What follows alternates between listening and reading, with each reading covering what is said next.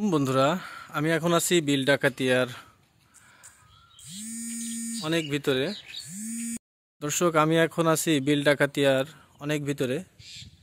এখানে আসলে বিদ্যুতের যদিও লাইন 440 লাইন উপর দিয়ে গেছে, কিন্তু এখানে লোকাল কোনো লাইন নাই, যার কারণে এখানকার কৃষক সৌর বিদ্যুৎ ব্যবহার করে এখানে যে ধানের যে জমিগুলো আছে, যে ফসলটা হয়, এখান থেকে পানি তারা সরবরাহ করে।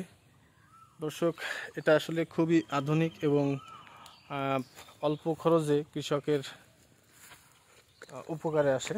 আপনারা দেখলেই বুঝবেন এই সৌর প্যানেলটি কিন্তু অনেক বড়, অনেক বড়, অনেক বড়, যা আসলে ভিডিওতে ওইভাবে বোঝা যাচ্ছে না। তো যারা সৌর প্যানেল করতে চান, এটা করতে পারেন। এটা আসলে কৃষকদের জন্য লাভজনক হবে। এটা সরকারিভাবে দেখা যাচ্ছে অনেক সহযোগিতাও সরকার করে। এই যে বড় বড় যে এটা দেখতে পাচ্ছেন, এটা হচ্ছে পানির পাইপ। এই পাইপ বা এটা হচ্ছে আপনার ফিল্টার পাইপ, এইখান থেকেই পানি ওঠে এবং এই পানিটা টোটাল বিলে ছড়িয়ে যায়।